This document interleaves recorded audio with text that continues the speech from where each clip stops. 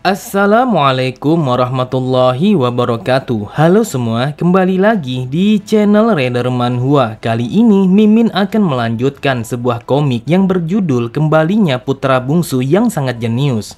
Dan apabila kalian masih bingung dengan alur ceritanya, kalian bisa cek deskripsi atau langsung saja menuju playlist yang ada di halaman channel ini untuk memulainya dari part 1. Tanpa basa-basi lebih jauh, mari kita masuk di part 25. Cerita dimulai. Setelah mengikuti ayahnya, terlihat mereka pun telah bersantai tepat di atas atap tertinggi keluarga Namgung. Namun Deso tidak hanya seorang diri, akan tetapi ternyata Lehan telah sampai lebih dulu ke atas sana. Kemudian Deso pun mengalihkan pandangannya yang tertuju kepada kediamannya. Deso mengamati apa yang telah terjadi di dalam sana. Namun setelah ia menyadari apa yang telah terjadi, dengan kesalnya Deso berkata, "Dasar brengsek, para bajingan itu sama sekali tidak tahu malu. Mereka bahkan melanjutkan pesta kemenangan meskipun tanpa aku di tempat itu." Mendengar ocehan Deso, Lehan berkata, "Lihatlah para cecunguk itu, mereka tetap berpesta meskipun kau tidak berada di tempat itu sebagai tuan rumah. Sepertinya mereka sangat menikmati akan hal ini." Pada sisi yang lain, Hanjol hanya berdiam diri sambil menikmati minumannya. Ia sama sekali tidak memberikan reaksi apapun dari perkataan mereka berdua. Melihat ayahnya yang bersikap seperti itu, Deso berkata, "Ini sangatlah aneh. Yang aku lihat kalau ayah tetaplah seperti biasanya. Hanya saja entah kenapa aku merasakan ada yang janggal dari diri ayah. Kenapa hari ini ayah terasa kesepian? Apakah itu sebabnya kalau ayah telah datang ke tempat ini lebih awal?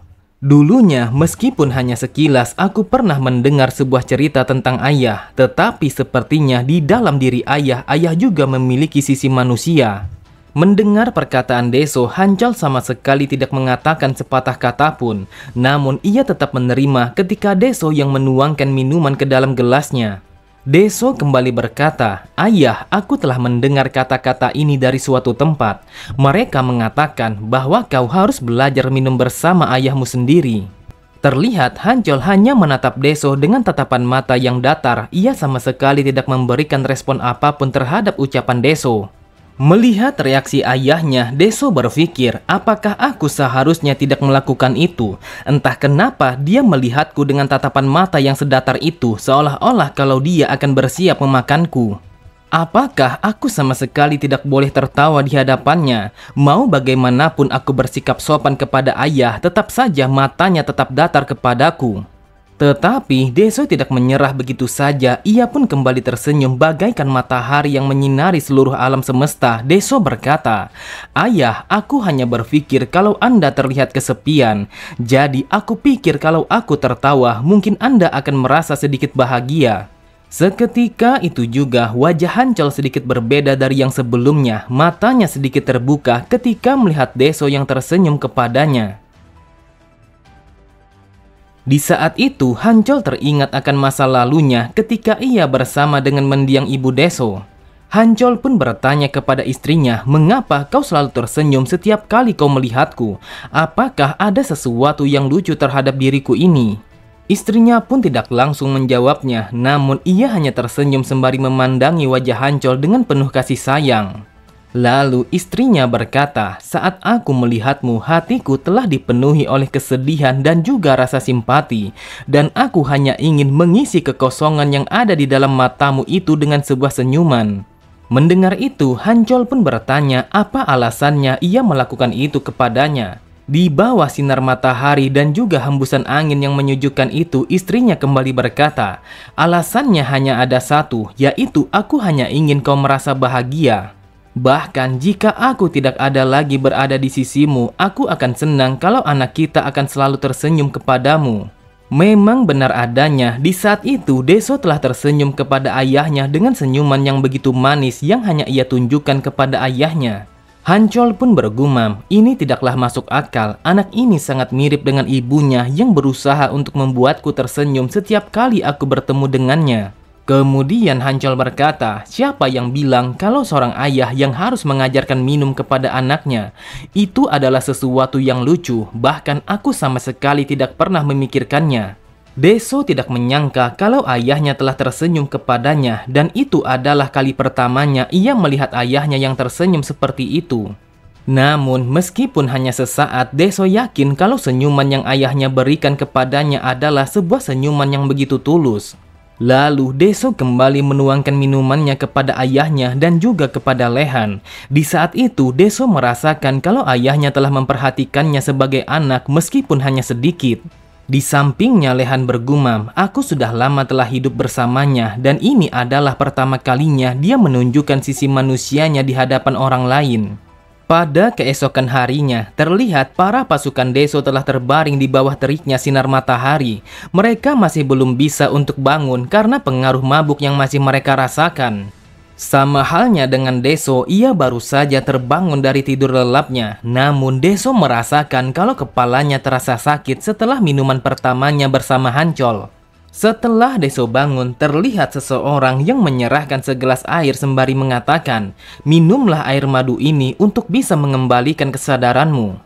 Tanpa pikir panjang sedikit pun, Deso pun langsung meminum habis air madu itu untuk memulihkan kesadarannya. Setelah meminum air madu itu, sambil tertawa Deso berkata, "Wahai Pak Tua Buddha, aku sangat berterima kasih karena aku telah merasa hidup lagi." Namun, Deso sangatlah terkejut ketika orang yang ada di hadapannya bukanlah Pak Tua Buddha, akan tetapi dia adalah kakak ketiganya yang bernama Soh. Ketika mendengar Deso yang bertanya kapan kakaknya itu berada di tempatnya, Soh pun berkata, "Ada rumor yang menyebar di dalam klan Namgung bahwa kau telah mengundang semua orang untuk merayakan kemenanganmu di dalam kompetisi perwakilan. Orang-orang telah bergosip di luar sana, sampai-sampai aku harus datang sendiri ke tempat ini untuk memastikannya." Mendengar itu, Deso bergumam, "Sebenarnya sejauh apa rumor kemenanganku melawan kakak kedua? Aku yakin bahwa tidak mungkin semua orang di dalam klan ini telah mengetahuinya." Soh kembali berkata, "Setelah melihat pertandinganmu melawan kakak kedua, akhirnya aku telah membuat sebuah keputusan. Aku telah berencana untuk kembali menuju kepada pengasingan untuk melatih seni bela diriku selama 2 tahun. Aku melakukan itu hanya untuk mempersiapkan diriku di dalam kompetisi 4 raja dan aku yakin pastinya kalau kau berada di dalam kompetisi itu. Aku bersumpah untuk memenangkan kompetisi 4 raja dan menunjukkan potensiku untuk menjadi pemimpin generasi yang selanjutnya." Deso begitu heran, ia masih belum bisa memahami dengan apa yang diucapkan oleh kakaknya. Sambil berpaling meninggalkan tempat itu, Soh berkata, "Aku sudah mengatakan semuanya kepadamu, jadi aku akan pergi sekarang juga. Wahai adik kecilku, jagalah dirimu dengan sebaik mungkin. Jujur saja, aku begitu menikmati pertarunganmu melawan pasukan pedang terbaik klan ini, dan juga hal itu adalah pemandangan yang bagus untuk melihat wajah saudaraku setelah merasakan kekalahannya." Setelah kepergian Soh, Deso mencoba untuk memahami apa yang dimaksud dengan kompetisi 4 raja. Deso berkali-kali berpikir untuk mengingat kompetisi itu. Seketika itu juga, Deso pun langsung memukul kepalanya. Di saat itu, ia menyadari bahwa kompetisi 4 raja adalah sesuatu yang sangat penting bagi dirinya. Dikisahkan bahwa kompetisi 4 raja adalah sebuah kompetisi untuk sekte murim yang umurnya di bawah 20 tahun dan itu adalah pertarungan untuk memilih 4 raja. Dan keempat kategorinya adalah Sang Raja Pedang, lalu Raja Tinju, kemudian Raja Golok, dan yang terakhir adalah Sang Raja Senjata Tersembunyi. Keempat raja muda ini akan bertanding untuk mengalahkan satu sama lain sampai mereka hanya tersisa 1 orang pemenang saja. Saat hanya tersisa 1 orang yang bertahan di dalam pertarungan itu, maka orang itu akan dinobatkan sebagai sang naga sejati. Jadi mereka harus menunjukkan potensi mereka untuk menjadi sang pemimpin generasi selanjutnya. Keuntungan dari kompetisi itu adalah sesuatu yang sudah disepakati oleh sekte murim yang telah berpartisipasi. Dan apapun keinginan yang kau miliki, semua itu akan dikabulkan. Kakak pertamaku telah memenangi kompetisi 4 raja di masa lalu. Ia meminta sebuah hadiah untuk bertarung melawan ayah 1 lawan 1. Lalu kakak keduaku adalah seseorang pemenang dari kompetisi yang terakhir kali dilakukan dan dia meminta sebuah informasi rahasia penting yang berhubungan dengan sejarah rahasia murim. Sebelum aku regresi, aku bahkan sama sekali tidak berani untuk mengikuti pertandingan di dalam kompetisi ini, tetapi beda halnya dengan saat ini. Aku merasakan kalau aku pastinya sudah bertambah kuat dan juga masih ada waktu selama 2 tahun untuk melatih seni bela diriku agar bisa menjadi lebih kuat di dalam kompetisi 4 raja itu. Kalau aku bisa memenangi kompetisi 4 raja, aku hanya memiliki satu keinginan, yaitu aku hanya ingin posisiku sebagai keturunan langsung dari klan Namgung akan dihapuskan. Lalu setelah mendapatkan hal itu, maka aku akan bisa meninggalkan klan terkutuk ini dengan penuh percaya diri dan berjalan dengan bebas menggunakan kedua kakiku tanpa harus khawatir dengan tekanan keluarga ini. Tetapi kalau aku ingin menang, maka yang harus aku lakukan adalah dengan mengalahkan kakak ketigaku, karena hanya dialah satu-satunya yang akan bisa menggagalkan rencanaku untuk pergi meninggalkan klan ini. Sambil berlari dengan penuh bersemangat, Deso berkata, "Dasar idiot, bangunlah sekarang juga, karena mulai saat ini kita akan memulai pelatihan khusus untuk mengikuti kompetisi 4 raja." Terlihat orang-orang yang mendengar teriakan Deso perlahan satu persatu mulai terbangun, meskipun rasa kantuk masih menyerang mata mereka. Sambil menggoyangkan orang itu, Deso berkata, "Bangunlah sekarang juga, aku harus bertanding di dalam kompetisi 4 raja dan mengalahkan kakak ketigaku. Mari kita satukan kepala kita dan memikirkan tentang apa yang bisa kulakukan untuk menjadi lebih kuat dalam waktu 2 tahun ke depan." Namun Deso begitu heran ketika salah satu dari mereka yang melambaikan tangannya untuk memanggil Deso. Dengan wajah mabuknya ia berkata, "Wahai Tuan Muda, kapan Anda memberikan kami sup pemulihan karena perutku mulai terasa lapar?" Dengan kesalnya Deso berkata, "Dasar brengsek, apakah yang kau pikirkan hanyalah makan?" Tepat di belakangnya, Pak Tua Buddha berkata, "Sepertinya aku tahu mengapa kau sangat terburu-buru di dalam hal ini. Bukankah akhir-akhir ini pertumbuhanmu telah terasa semakin lambat?" Sontak Deso sangatlah terkejut. Ia sama sekali tidak menyadari kalau pertumbuhannya mulai melambat seperti apa yang dikatakan oleh Pak Tua itu. Kemudian Pak Tua Buddha kembali berkata, "Wahai Tuan Muda, kau tidak usah khawatir karena setiap seni bela diri akan menghadapi sebuah dinding sebagai rintangannya ketika ia telah sampai pada waktunya. Perbedaannya hanyalah apakah mereka mendapatinya di waktu yang lebih cepat ataukah lambat." Lalu yang lainnya berkata, "Tidak ada satu orang pun yang bisa membantumu karena sesungguhnya hanya dirimulah yang bisa menembus dinding itu. Bahkan kami juga telah memberikan segalanya yang kami bisa untuk membantumu." Mendengar perkataan mereka, Deso pun berkata, "Jadi yang kalian maksud adalah bahwa aku harus melakukannya hanya seorang diri. Dasar tidak berguna."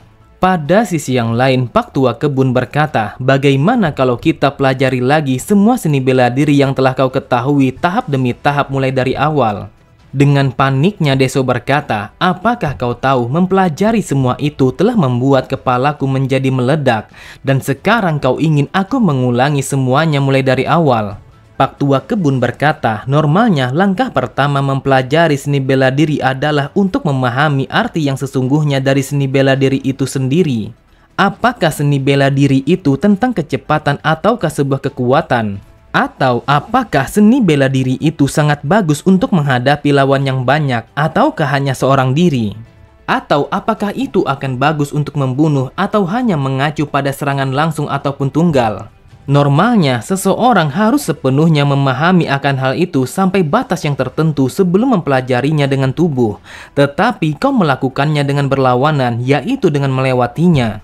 Walaupun hal ini akan terasa lama, akan tetapi ini adalah metode yang paling efektif dan juga yang paling mendasar. Jadi, wahai Tuan Muda, ada berapa banyak seni bela diri yang telah kau pelajari selama ini? Deso pun mencoba untuk mengingat semua seni bela diri yang telah ia pelajari. Mulai dari 33 macam teknik berpedang, lalu 15 macam teknik golok, 15 macam teknik tinjuan, 10 macam teknik membunuh, 9 macam teknik racun, 5 macam teknik cengkeraman, 7 macam teknik seluman, lalu yang terakhir adalah 29 macam teknik gerakan kaki. Kemudian masing-masing dari mereka memiliki 15 macam teknik bawaannya. Jadi jika dijumlahkan, aku telah mempelajari setidaknya 154 macam seni bela diri. Mendengar itu, Pak Tua Kebun berkata, "Karena itu sangatlah banyak, maka untuk membangun kembali pondasi seni bela diri yang sebanyak itu setidaknya membutuhkan waktu selama 10 tahun. Sontak Deso sangatlah tidak menyangka karena waktu 10 tahun adalah waktu yang sangat lama bagi dirinya untuk menguasai semua itu dengan cara yang sempurna. Melihat reaksi Deso, Pak Tua Kebun berkata, meskipun akan terasa lama, akan tetapi sebuah hasil yang akan kau dapatkan sangatlah pasti. Hanya dalam waktu 10 tahun, kau akan bisa menjadi seorang ahli bela diri yang paling sulit untuk dihadapi pada semua wilayah Murim. Namun, Pak Tua Kebun sangatlah terkejut ketika Deso yang berteriak kepadanya, "Apakah kau tuli? Bukankah sudah aku katakan kalau aku harus memenangkan kompetisi 4 raja yang akan dilaksanakan dalam waktu 2 tahun ke depan?" Terlihat semua orang yang menyaksikan kemarahan Deso begitu takjub karena itu adalah sebuah obsesi yang sangat bagus untuk memenangi sebuah pertandingan dan juga menjadi kuat. Deso pun merasakan kalau tubuhnya berkeringat dingin. Ia berpikir kalau ia tidak menjadi kuat selama 2 tahun ini, maka ia akan berakhir dengan kekalahan, bahkan dengan perut yang berlubang. Kemudian Pak Tua Buddha berkata, kalau kau benar-benar ingin memenangi pertandingan 4 raja, maka hanya ada satu metode yang bisa kau lakukan. Namun, Pak Tua Buddha langsung menghentikan niatnya untuk memberitahu Deso tentang metode itu. Ia berkata, lebih baik kau lupakan saja metode itu, bahkan aku pun tidak ingin melakukannya. Karena Deso begitu kesal, ia pun mengancam kepada Pak Tua Buddha dengan mengatakan, jika kau tidak ingin memberitahuku, maka aku akan meminta kepada kepala pelayan untuk tidak bertemu denganmu lagi. Sontak, Pak Tua Buddha langsung berteriak kepada Deso. Ia berkata, dasar bajingan licik, bagaimana bisa kau ikut campur di dalam urusan pribadiku? Pak Tua Buddha mencoba untuk menarik Deso sembari mengatakan kalau ia akan memberitahu tentang metode itu, bahkan ia akan mengatakan dengan cara yang terperinci. Ketika Deso mulai tenang, Pak Tua Buddha kembali berkata, wahai Tuan Muda, apakah kau tahu tentang seseorang pengembara? Deso pun bertanya, apakah yang dimaksud oleh Pak Tua Buddha adalah seorang prajurit pengembara yang berjalan hanya seorang diri. Lalu Pak Tua Buddha menjelaskan, mereka adalah orang-orang yang tidak bisa mempelajari seni bela diri secara normal karena mereka tidak memiliki seorang master yang mengajari mereka. Jadi, daripada mereka berlatih, mereka mencoba untuk mencari pencerahan dengan bertarung satu sama lain pada pertarungan yang sesungguhnya. Dengan kata lain, kau bisa berusaha untuk menyempurnakan bela dirimu melalui banyak pertarungan yang secara langsung seperti para pengembara itu. Deso pun begitu antusias mendengarkan semua penjelasan Pak Tua Buddha. Ia berkata, apakah yang kau maksud adalah menyempurnakan seni bela diri dengan menggunakan sebuah pengalaman? Apakah itu artinya kalau aku tidak akan bisa bertarung melawan para bajingan ini lagi, ataukah orang-orang dari klan Namgung? Pak Tua Buddha berkata, kau tidak akan bisa melawan mereka, namun kau harus melawan seseorang dengan kekuatan bertarung sejatimu, bukan teman lama yang seperti kami. Dan juga karena kau sudah dikenal sebagai pewaris dari klan Namgung, maka orang-orang dari klan Namgung tidak akan mau bertarung melawanmu. Mendengar penjelasan Pak Tua Kebun, Deso bergumam, ini adalah situasi yang gawat di mana aku harus menemukan seseorang untuk diajak bertarung di masa yang damai seperti ini. Tetapi aku bisa menggunakan kesempatanku untuk kompetisi 4 raja sebagai batu loncatan untuk kompetisi wakil sang pemimpin klan Namgung. Hal itu akan ideal, akan tetapi apakah aku akan bisa menjadi kuat hanya dalam waktu 2 tahun? Namun aku tidak mau menerima kekalahan yang sama seperti di hidupku yang dulu, mengalami kekalahan dengan perut yang berlubang. Dengan penuh percaya diri, Deso berkata, aku tidak bisa menyerah begitu saja pada kompetisi 4 raja, dan kita akan mencari cara bagaimana untuk memenanginya. Lalu sebelum waktu itu akan tiba, kita akan mencari seseorang yang ingin bertarung melawanku dengan menggunakan kekuatan sejatiku. Oke semua, cukup sampai di sini dulu pembahasan alur cerita kita. Sampai jumpa di video selanjutnya. Wassalamualaikum warahmatullahi wabarakatuh.